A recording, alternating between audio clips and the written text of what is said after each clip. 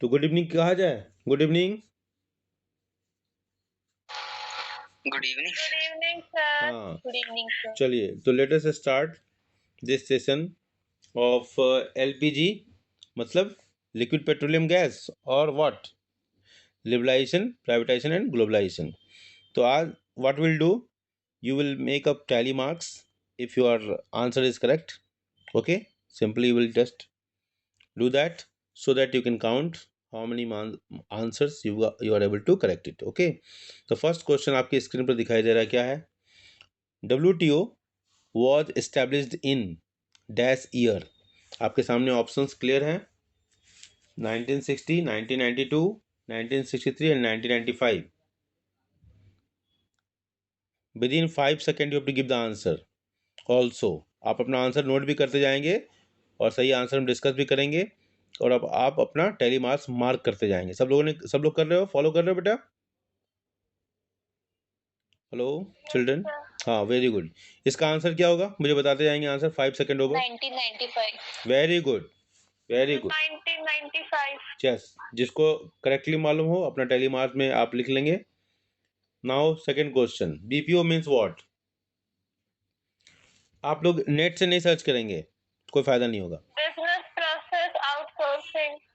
Business process outsourcing, okay. तो केवल issue को मार्क्स मिलेगा, ठीक है, बाकी लोग मार्क्स नहीं लेंगे। जो सबसे पहले बोलेगा उसी को मार्क्स में काउंट करूंगा, या पहले 10 सेकंड के अंदर जो बोल देगा उसका सारे सारे बच्चों के मार्क्स काउंट होंगे 10 सेकंड का, ठीक है। आंसर सुनने के बाद ये करेक्ट आंसर है। बीपीओ का मतलब क्या है? Business process outsourcing. इसी तरह एलपीओ होता है, लीगल प्रोसेस आउटसोर्सिंग, ठीक है। चलिए, RBI was setup in which year? 2006, 1971, 1963 और 1935। Quick. 1935। Very good, 1935। Very good, yes, very good. Marks ले लेंगे जिन लोगों ने आंसर सही दिया, ठीक है। चलिए next question, government declared dash public sector undertaking as Navratna.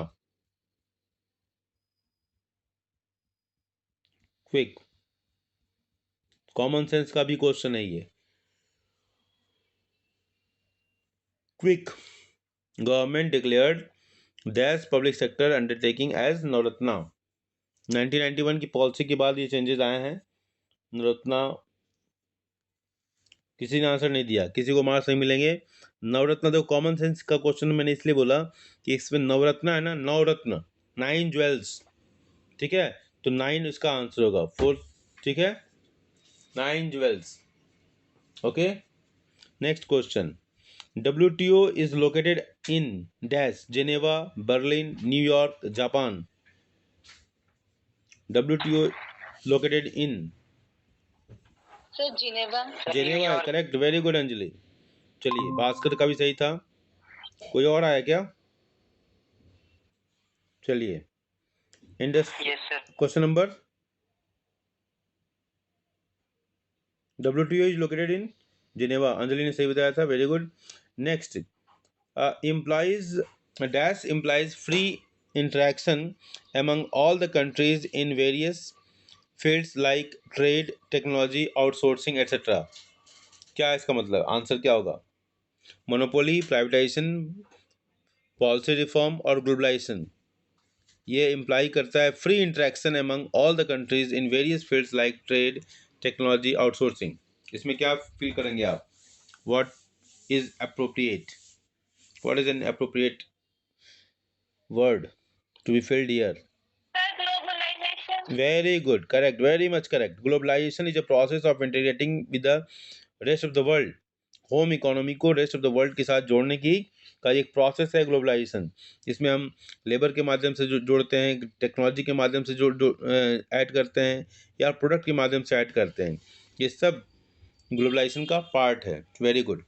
से next question, question number 7, selling of part of the equity of PSUs is called. Selling of part of the equity, public sector जो है अपने जो equity है उसका जो share है उसमें से कुछ हिस्सा वो बेच देता है, उसको क्या कहते हैं? Globalisation, privatisation, disinvestment, none of these. Budget का लेसन याद करो, उसमें भी सर ग्लोबलाइजेशन।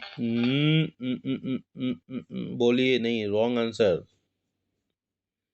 सेलिंग है बेटा, बेचना है, सेलिंग। डिसइन्वेस्टमेंट। डिसइन्वेस्टमेंट कौन क्या कहा बेटा? कौन, किसने कहा डिसइन्वेस्टमेंट? राजनंदिनी। यस सर, अभी आपने कहा ना वो यस, वेरी गुड, तुक्का लगा दिया। वेरी गुड राजनंदिनी, बहुत सुंदर बेटा। Taxes, next question, question number 8, taxes imposed on income of individuals are, क्या कहते हैं उसको? Individuals, taxes imposed on incomes of individuals, indirect tax, tariff barriers, direct tax, all of these. Sir direct. Very good, किसने कहा? आदित्य ने। चलो next question, and अपने marks note करते जा रहे हो? Yes sir. Very good. Industry reserved for public sector, defence equipment, atomic energy generation, railway transport, all of these. Sir railway transport. Defence पर भी अभी गवर्नमेंट का ही अधिकार है, एटॉमिक एनर्जी भी गवर्नमेंट का ही है, ठीक है। Public sector. Industry reserve for public sector, ठीक है ना, पब्लिक सेक्टर अभी तो मतलब ये गवर्नमेंट के। All of these. Yes, all of these होगा इसका आंसर। ओके, चलिए। New economic policy was announced in 1991 जुलाई। वो 1991 तो बहुत सारे आंसर में, जनवरी है, जुलाई है। सर जुलाई 1991। यस, 24 जुलाई 1991, very good. Next question, question number 11, dash and dash currency notes of old Mahatma Gandhi series were banned as legal tender money on 8 November 2016। ये डिमोनेटाइजेशन का समय है। 500 and 1000। हाँ, ये तो सबका आंसर सही होता है, इसलिए सब लोग मार्क्स ले लो इसके लिए। Next question, demonetisation, question number 12, demonetisation does not target tax administration, cashless economy, credit creation, encouragement to black money. किसको टारगेट नहीं करता है, मतलब डिमोनेटाइजेशन किस उद्देश्य से, इसमें से कौन सा है जिसको टारगेट नहीं किया, जिस पर उसको उसने चोट नहीं पहुंचाई? Sir credit encouragement to black money. Demonetisation does not target encouragement, encouragement तो नहीं किया ना बेटा, इनकरेज तो नहीं किया ब्लैक मनी, ब्लैक मनी को टारगेट जरूर किया। हाँ इनकरेज, हाँ ब्लैक,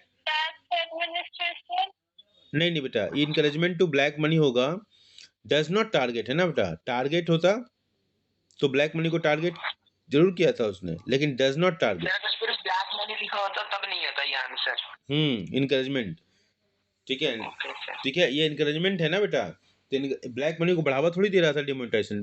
कौन सा होगा? डी होगा बेटा, डिमोनेटाइजेशन डज नॉट टारगेट, ठीक है, encouragement to black money. Tax administration को टारगेट किया, कैशलेस इकोनॉमी ये भी हुआ, क्रेडिट क्रिएशन ये भी, लेकिन इनकरेजमेंट टू ब्लैक मनी जैसी कोई चीज़ नहीं घटी, ठीक है। ब्लैक मनी को तो इसने बहुत बढ़िया से टारगेट किया था, इसमें लिखा इनकरेजमेंट करना, मतलब बढ़ावा थोड़ी दिया था डिमोनेटाइजेशन ने, तो घटा दिया था ब्लैक मनी को, सबसे बड़ा टारगेट तो वही था, ठीक है। ओके, बोलो भाई, let us start for new question. Issue नहीं है क्या? चलो next question, 13 question, reforms under liberalisation, physical reforms, financial sector reforms, foreign exchange reforms और ऑल ऑफ दीज।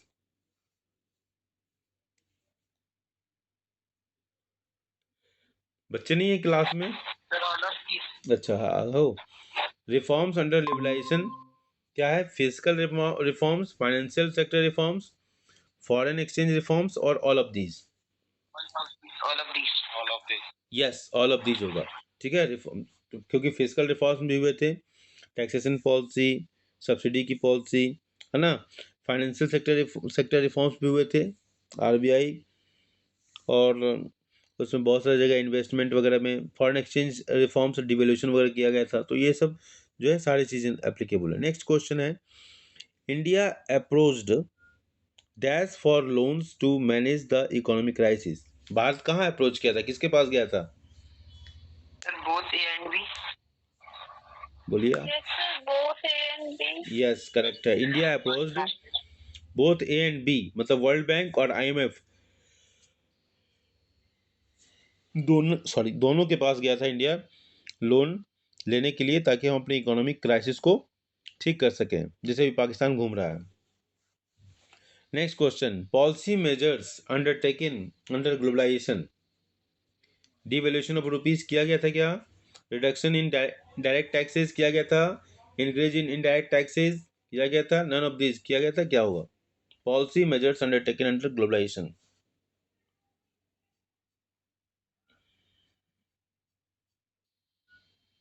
सर मेरे को नन ऑफ दिस लग रहा है।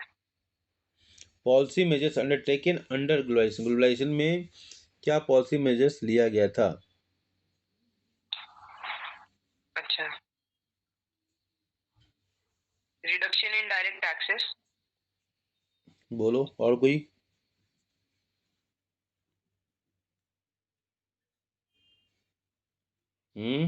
कोई नहीं बोलेगा? Sir, devaluation of rupee. Yes correct answer, very good. It's a devaluation of rupees किया गया था। ठीक है, डायरेक्ट टैक्स में रिडक्शन नहीं किया गया था, इंक्रीज इन इनडायरेक्ट टैक्स भी नहीं किया गया था। ठीक है, इनडायरेक्ट टैक्स बढ़ाते तो और भी दिक्कत होती ना। ठीक है, तो ये सब काम नहीं किया गया था, डिवैल्यूएशन ऑफ रुपीज़ को किया गया था जरूर, जिससे कि हमारे देश की जब करेंसी की वैल्यू घटेगी, मतलब $1 इजकल टू 60 रुपीज़ से $1 इजकल टू 80 रुपीज़ होगा, तब तो हमारे फॉरेनर्स हमारे यहाँ से ज़्यादा सामान परचेज करेंगे, हमारा एक्सपोर्ट बढ़ेगा, तो हमारा बैलेंस ऑफ पेमेंट ठीक होगा ना, इनफ्लो ऑफ करेंसी होगा। समझ में आई बात? बोलो भाई, 1991 में क्या था प्रॉब्लम?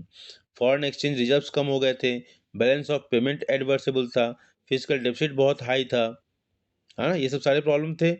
तो डिवैल्यूएशन जब किया गया तो हमारा किस लिए किया गया? क्योंकि अपने रुपए की वैल्यू घटा दी गई। $1 इजकल टू 60 है मान लो, तो $1 इजकल टू 80 करेंगे तो रुपए की वैल्यू घट गई, तो हमारे यहाँ हमारी चीज़ें सस्ती होगी विदेशियों के लिए, फॉरेनर्स के लिए, तो दे विल इम्पोर्ट मोर।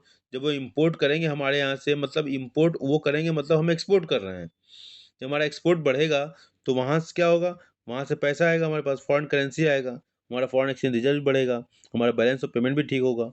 समझ में आई बात? बोलो भाई राजनंदिनी, सही बोल रहा हूँ? Yes, sir. ठीक है, question number 16, goods and services tax was implemented with the objectives of what? Converting the country into unified market. आज सवेरे पढ़ा था आपने क्लास में। Goods and services tax Yes, was sir. implemented with the objectives of converting the country into unified market, both A and B. to improve the ease To of improve the doing। ease of doing business. हाँ देख लो, तो सब देखो, आपके पढ़ने से फायदा हुआ कि नहीं हुआ? सर इसमें सी, सर ए भी तो होगा ना इसमें, converting the country into a unified हाँ मार्केट। यस यस यस, बिल्कुल ये पॉइंट था, आप लोगों ने लिखा था। Yes sir. तो C answer is correct, both A and B. ठीक है राजनंदिनी, इट्स ओके, पास कर। Yes. हाँ good. Next question, outsourcing has intensified in present times because of growth of dash sector. Outsourcing बहुत बढ़ गया है किस सेक्टर की वजह से? IT. Agriculture, Information information technology, technology. Manufacturing and none of this. किसने बोला आईटी? मैंने. मैंने, अंजलि ने। Issue. Very good, Issue. Issue and Anjali, चलो ठीक है, very good, correct answer. GATT GATT, general agreement on trade and tariff, was established in dash with the dash countries। कब establish किया गया था? आज मैंने क्लास में बताया भी था। सॉरी, GATT गैट, ये WTO से पहले गैट ही था, WTO बाद में बना है, पहले गैट गैट था, general agreement on trade and Sir, tariff. 1948 और 23। हाँ ये तो सही है कि 1948 होगा, लेकिन दो है 1948। Sir Sir, 23. Yes 23rd at 1948। Question number 19, which feature of GST causes fall in price of the goods? Which feature of GST causes fall in price of the goods? वस्तुओं की कीमत में क्यों कमी आती है जीएसटी के कौन से फीचर की वजह से, कौन सी विशेषता की वजह से? Input credit, ease of doing business, sustainable development और none of these? Input credit. So input credit. Input credit, very good. चलो, dash was the predecessor organisation to WTO? अभी जस्ट पढ़ा है आपने, जस्ट डिस्कस किया है। कौन था डब्ल्यूटीओ से पहले, कौन सा ऑर्गेनाइजेशन था? GATT.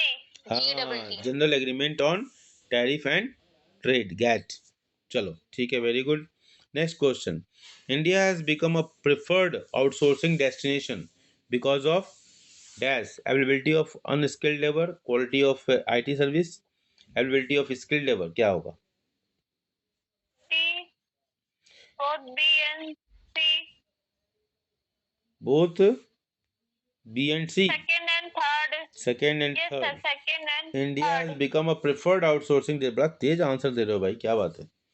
India has become a preferred outsourcing destination because of quality of IT service, ठीक है, वेरी गुड।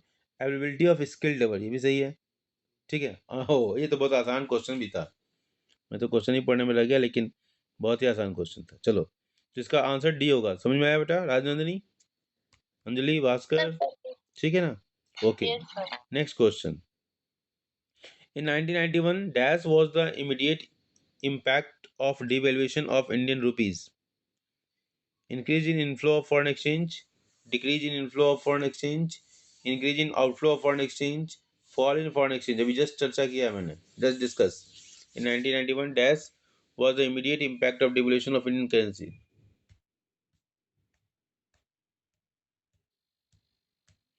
अभी जस्ट बताया है, जब डिवोल्यूशन बोल रहे थे ना, डिवोल्यूशन के बारे में, तब मैंने इसकी चर्चा किया है, इस पॉइंट की। डिवोल्यूशन क्या किया है, क्यों किया जाता है, बताओ? डिवोल्यूशन क्यों किया जाता है? Increase in the inflow of foreign exchange. के लिए. Yes yes, 100% right. Inflow devolution करने का मतलब क्या हुआ? $1 इक्वल टू 60 से $1 इक्वल टू 80। पहले यूएसए वाले को $1 देना पड़ता था, 60 रुपये मिलते थे, अब $1 देगा तो 80 रुपये मिलेंगे, मतलब ज़्यादा से ज़्यादा सामान परचेज करेगा। अगर ज़्यादा सामान परचेज उसको करना है, हाँ, तो उसको डॉलर ज़्यादा लाना पड़ेगा ना, डॉलर ज़्यादा लाना पड़ेगा, मतलब क्या है? Inflow of foreign exchange. समझ में आई बात राजनंदिनी? सर मेरा ठीक था. अच्छा, तो आपको सही था, वेरी गुड। चलिए next question, question number 23, from the following statements regarding goods and services tax GST, identify the incorrect statement. From the following statements regarding goods and services taxes, identify the incorrect statement. देखना, ये ध्यान देना बेटा, incorrect लिखा हुआ है। इस तरह में बहुत क्वेश्चन में जल्दीबाजी में गलत करते हैं बच्चे। In hurry they make a lot of mistakes like this. Incorrect बोलिए। It ensures uniformity of tax rates across all states, ये तो सही है। It ensures better tax compliance and tax collection, ये भी सही है। All it is imposed on the supply of goods and services, ये भी सही है। प्रोड्यूसर टू कंज्यूमर लगता है, मतलब प्रोड्यूसर के ऊपर लगता है। All types of direct and indirect taxes have been subsumed by it. All types तो नहीं है, डायरेक्ट और इनडायरेक्ट, और इनडायरेक्ट होता, डायरेक्ट की जगह केवल इनडायरेक्ट होता, तो बात सही है, ठीक है। तो सी का आंसर सही, C is the correct answer. Okay, बोलो भाई, ऑल एब्जॉर्ब्ड इट? Bhaskar, Rajnandini, Aditya, it's okay, very good. चलो next question, dash was the Indian finance minister in 1991 acknowledged for his capabilities to steer away the economic crisis looming large on the erstwhile Indian economy? Choose the correct alternatives.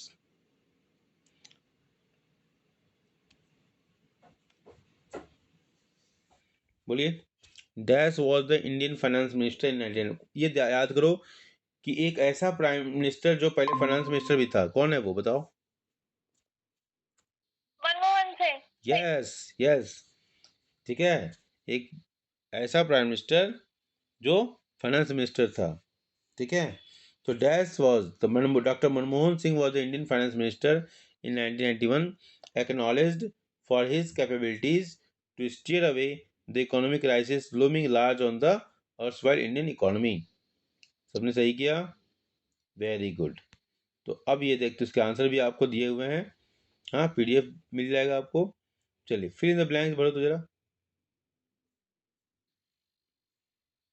Dash measures are long-term measures aiming at improving efficiency of the economy and increasing its international competitiveness. Dash measures, long-term measures, बोलिए। Stabilisation measures थे और एक दूसरा था क्या, structural measures थे। Structural reform policy. हाँ yes, structural measures are long term measures aiming at improving efficiency of the economy and increasing its international competitiveness। ठीक है। Next question, the dash sector is regulated by RBI. Dash sector, Finance. Financial sector is regulated by RBI. ठीक है।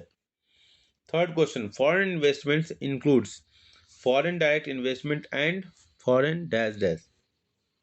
Foreign investments includes foreign direct investment and foreign dash dash। Sir, foreign institutional investment. Very good, बहुत अच्छे, very good, सुंदर। चलिए बहुत सुंदर, इसके भी आंसर आपको सब आपको मिल जाएंगे, पीडीएफ मिल जाएगा, इसलिए जिनके गलत हो रहे हैं परेशान होने की जरूरत नहीं है। हाँ नोट जरूर करते जाना और इस क्वेश्चन को नोटबुक में लिख लेना सारे, ठीक है। एक एक पॉइंट के क्वेश्चन बना लोगे सही रहेगा।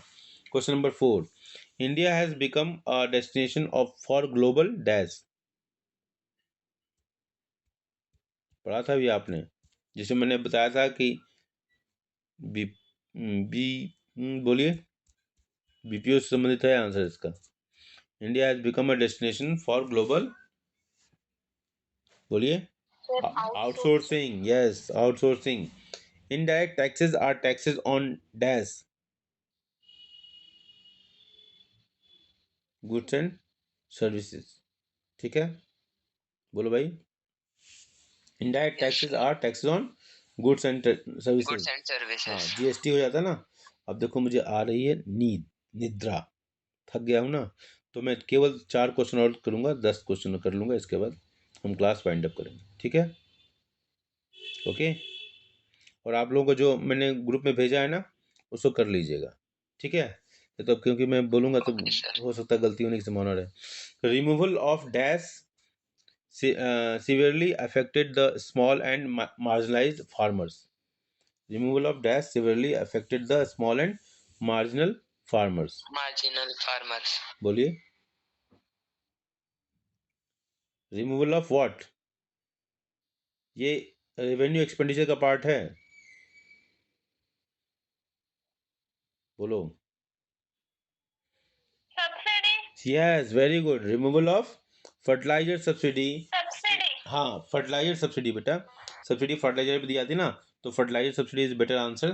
तो removal of fertiliser subsidy severely affected the small and marginal farmers.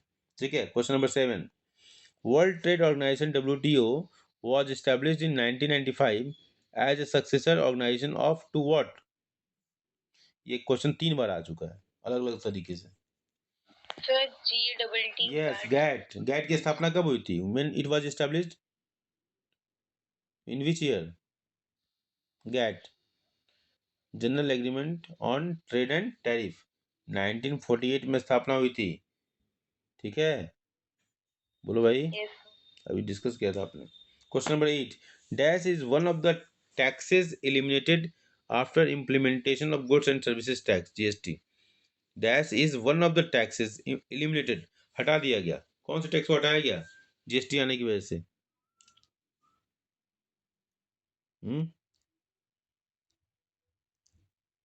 Sir VAT. ठीक है, very good, value added tax और any other tax which is eliminated, ठीक है, is the one of the taxes, ठीक है। वैट लिख दिया तो काफ़ी है। और भी जैसे सर्विस टैक्स थे, एंटरटेनमेंट टैक्स थे, ये सब सारी चीज़ें जो वहाँ हटा दी गई। ठीक है, dash of the public sector under enterprises by selling of part of the equity to PSE. Public sector enterprises, PSE का मतलब क्या, public sector enterprises, to the public is known as disinvestment.